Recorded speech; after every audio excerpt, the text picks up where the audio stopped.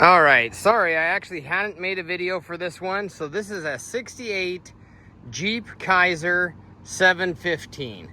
And yeah, it just kind of slipped through the cracks on videos, which is crazy. So let's get right to it. We've got the older gentleman that bought this truck. It was originally military and didn't get driven at all. And then it went to a fire department in California, and it was red.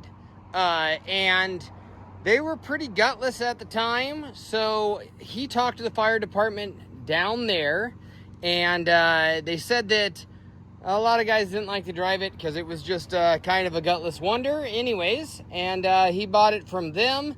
So he says that the miles are legitimate. He's the one that did the paint. He's the one that took it off, the body off, did any of the frame stuff that he wanted done on it, and then reassembled it. He had his own machine shop, probably the coolest guy you'll ever meet in your life. He had a paint booth, a machine shop, the coolest like 1950s style garage you'll ever go into, and then he had a bunch of classic cars. So he did all the work himself. He gave me this little book. Shows when the fuel pump was put in, alternator, new battery. It has power brake booster on the original drums. It has power steering out of a Chevy 1971. Shows what each thing's out of. I can't spend too much time on this book, but the heater, this never came with the heater. It came ported for a heater, so he put a heater box in out of a 67 Gladiator. The seat is out of a 67 Jeep Gladiator. His wife did the upholstery, new brakes, rebuilt wheel cylinders, new master cylinder. Guys, this has less than 1,000 miles on all of this. Oil and filter. Went through the gas tank, completely serviced it, reworked the lines, replaced all the hub seals. This goes through what's in the engine, flat top Molly rings. I'm reading this really quick, and it's his handwriting. So resin rods, 194, 160 valves, new guides, RV cam, performer intake, 600 Edelbrock carburetor, and new water pump. He machined and did all the work to the engine himself. It runs like a top. It's got less than 1,000 miles. It's still technically under a break-in. Plugs, wires, clutch, brand new clutch, fuel filters, power brake, booster, new fuel pump, fresh motor with new oil, 17,156, and it's got barely over that now. So there's the book, guys, that gives all the information, and I rambled through that really quickly. So if you need anything else, let me know. His wife did a beautiful job on the upholstery, which matches the truck beautifully. All of the interior is done to the same paint. He got this newer top online, and it seals up nicely for what it is. There's not an ounce of rust on this truck anywhere. The paint is more of like it's not super high. It's like a tractor paint essentially, but it looks amazing. Gets tons of eyeballs. Everybody loves it. Engine, transmission, frame, exhaust.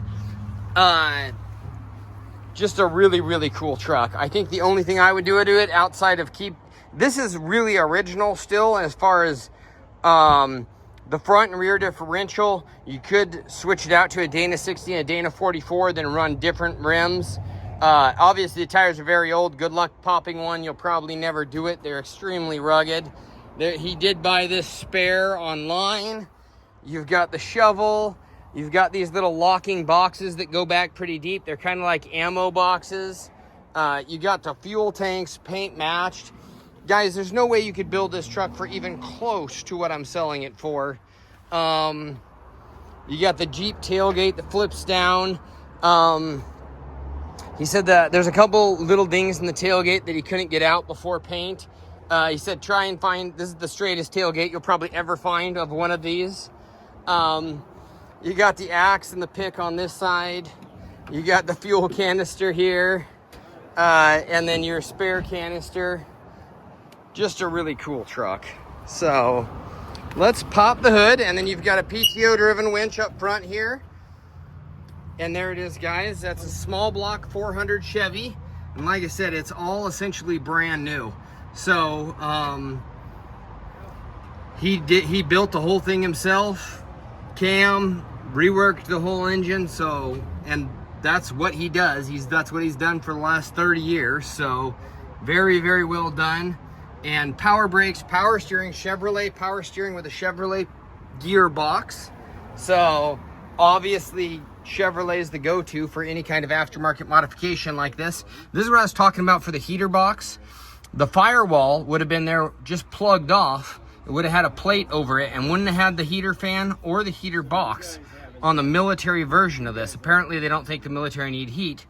So this was off of a Jeep Gladiator of the same era, and you don't have to do any modifications, it just bolts on. So it's pretty cool.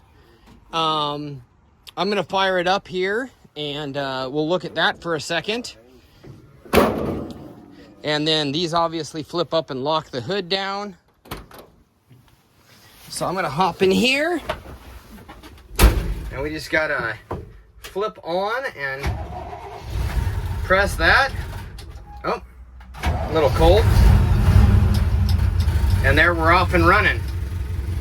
So you can cruise about 70, 75. That's pretty wrapped out. That's about the best you can do. If you wanted to cruise faster, do the axle swap that I talked about, and you'll be able to cruise 80, 90 miles an hour. And you got that great little GM small block 400. And guys, he did such a good job on all of this. Like I said, good luck finding this truck anywhere else for anywhere near this kind of money.